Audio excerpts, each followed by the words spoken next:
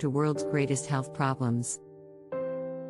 Many of the world's biggest health problems are actually food problems.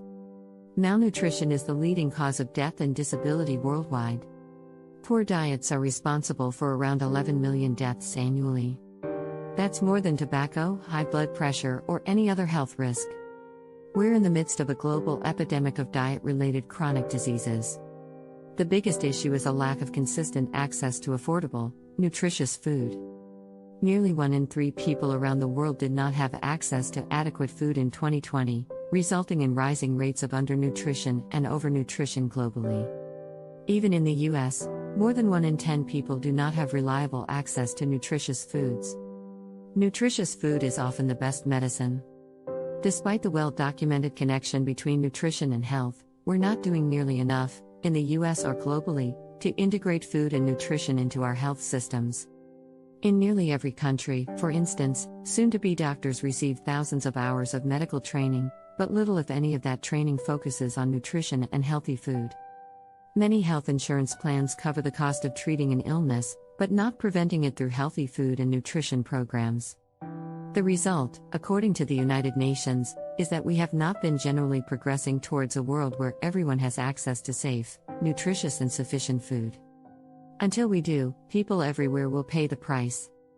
It's time to put food and nutrition front and center in our approach to health, and everyone has a role to play in this. For too long, the food industry was on the sidelines in the health arena, in part because there weren't many incentives for companies to engage and few ways to accurately measure the impact when they did. Until recently, we also didn't have the infrastructure or technology to scale nutrition solutions to reach more than a small sliver of the population. Fortunately, that's beginning to change. As we learn more about the potential of food as medicine, new opportunities are emerging for food-related companies to drive real value for, and make an impact on, everyone from health systems to insurers to patients. As a result, we're starting to see more grocers, consumer packaged goods companies and food-focused nonprofits stepping deeper into the health space.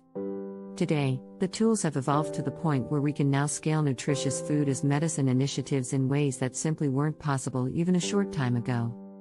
Physicians, for example, can now prescribe, order and send specific food items directly to a patient's door, so the food is waiting for them when they get home from the hospital. New technologies also allow health insurers to offer individuals a weekly, category-specific grocery stipend tailored to their unique health conditions. Until recently, such personalized programs were limited in size and scope. Today, they can reach millions of people. The potential of this new technology is enormous.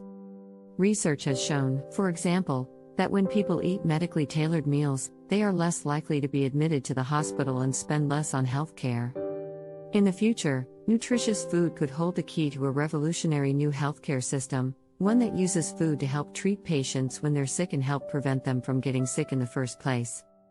For that to happen, however, everyone, from grocers and government leaders to technology companies and healthcare providers, must work together to push food as medicine programs forward. That means creating bold partnerships between the public and private sectors, combined with support from nonprofits, academia and research, to reimagine the role food can play in preventative, curative, and restorative health.